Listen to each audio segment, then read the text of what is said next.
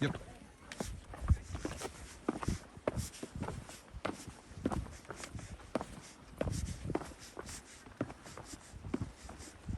Look how clear the water is over here.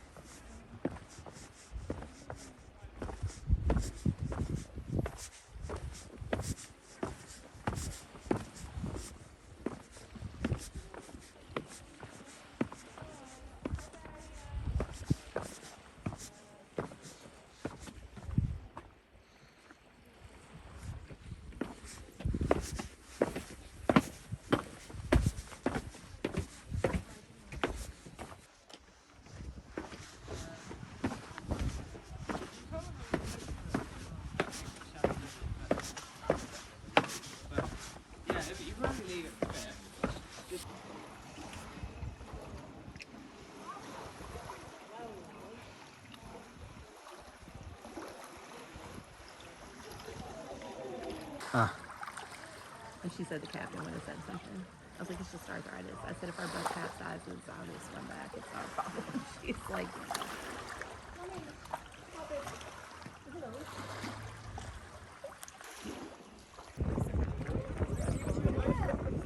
Alrighty, guys. How are we getting on? Are we all good?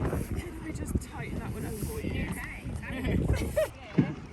Yeah? It might be quite just because it does get quite chilly when we get going, and there might be a little bit of spray, so it's probably better to do it now than to, yeah.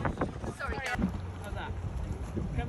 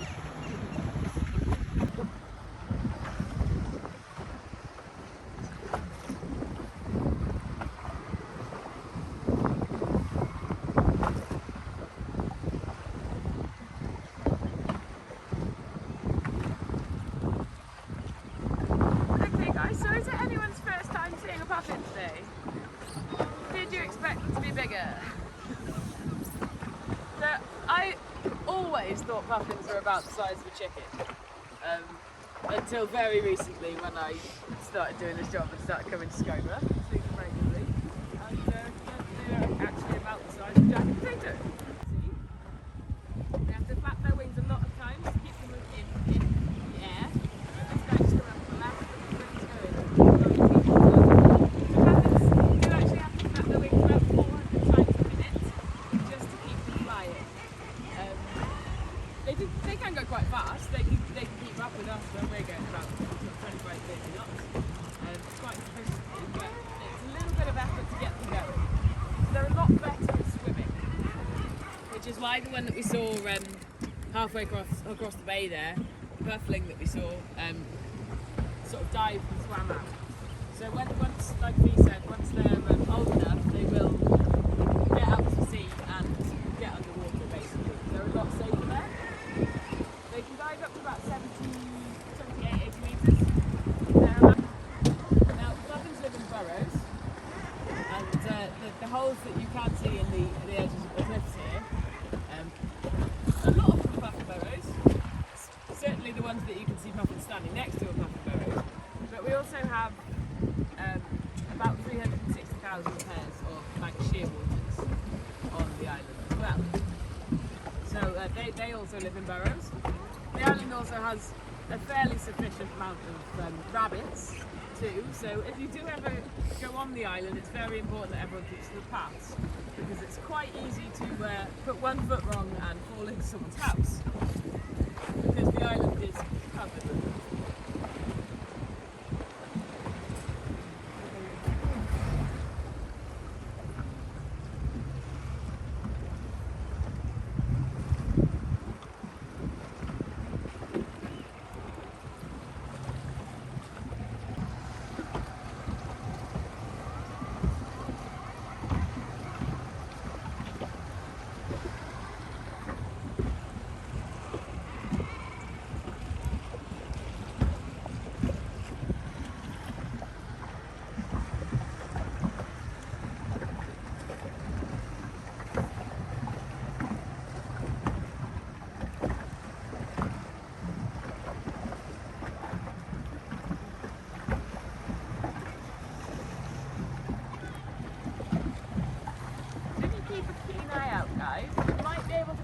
Some of the puffins coming back with fish in their mouth. Now they're not always the easiest to see, quite an easy target for everyone else to come and steal their fish. But if the puffins have the puffling in the burrow, they'll bring fish back for them rather than eating them out at sea. So when they go to catch fish, they don't have to bring them back, they'll just eat them where they are. If they bring them back, they'll just cram as many as they can into their beak. And the sand eels that they eat are also the reason for their red beaks. So you'll see the colourful beaks on the puffins, and that is just summer garb, and it's caused by a compound found in the sand eels, and it's basically, they only really have the colour.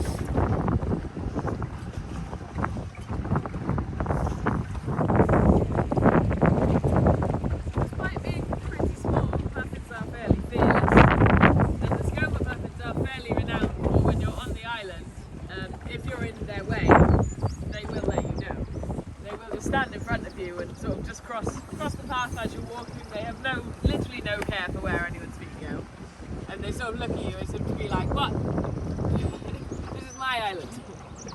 You're in the way. And so they just strut about doing their thing, basically. Quite spectacular to see, really.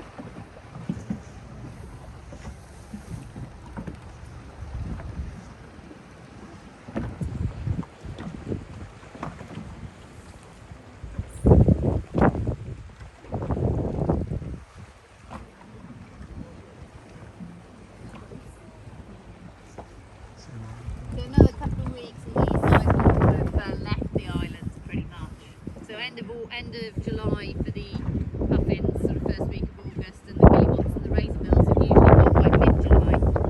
So not then, they're on there already, so we're already starting to see the youngsters out at sea. We won't see them again then until next spring.